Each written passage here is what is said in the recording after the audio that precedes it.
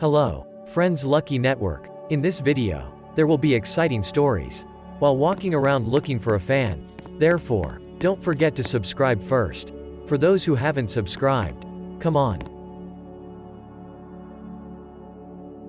6. Lamp. Mystical stories before Maghrib are also widely circulated among the people of Temanggung Regency, Central Java.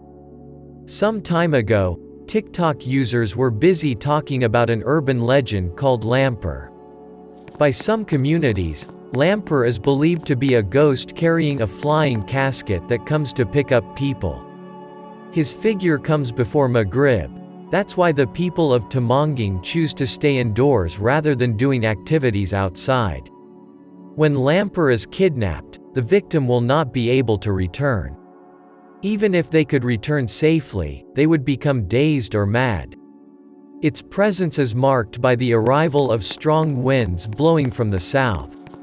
The mystical story about Lamper some time ago was made into a film wrapped in a scary story about the figure of Lamper. Lamper is described as a large black figure with a casket flying behind him. 7. KKN Village Dancers. A Twitter user in 2019 once caused an uproar because of his scary story. He tells a true story that was experienced by a number of students who were doing KKN, real work class. This incident occurred 10 years ago where 2 KKN members mysteriously disappeared. It is said that the KKN team took the location of the Panari village as a place for them to carry out their activities. In the middle of the implementation, they experience mysterious events that cannot be explained by common sense. The story is believed to originate from the area of East Java, to be precise, in Bondowoso Regency, which is indeed famous for some scary stories until now. But the truth is whether the location as Bondowoso is still being debated today because many netizens deny it. 8. Ghost Bus, Bekasi, Bandung Department. The next horror story comes from a story that went viral some time ago in cyberspace. The story is about a ghost bus that happened to the Instagram owner at Hebosto, which was re-uploaded by the Twitter account owner at SpookyChichi. The story tells about at Hebosto who takes the bus from Bekasi to Bandung at night. At first, he felt normal when he got on the bus. But after a while he felt that something was wrong on the bus. He saw that everyone on the bus had pale faces, and at that moment it suddenly smelled of rancidity.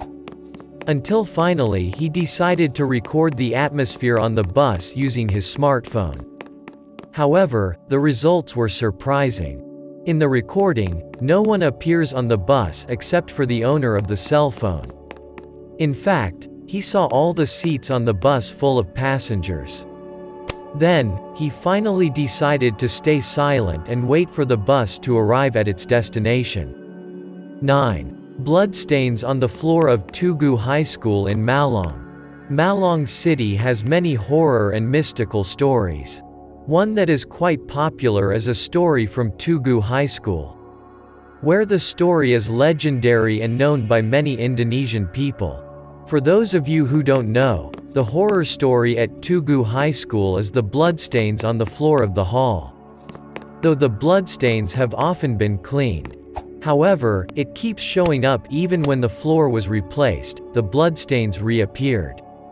Therefore, so as not to be a problem anymore, the floor of the hall was replaced with dark-colored wooden tiles. He said the bloodstains that appeared on the floor of the hall were the blood of victims of massacres that occurred during the colonial era hundreds of years ago. 10. Ms. Yayak, the UGM campus urban legend. Apart from schools, university campuses also often have a lot of horror stories in them.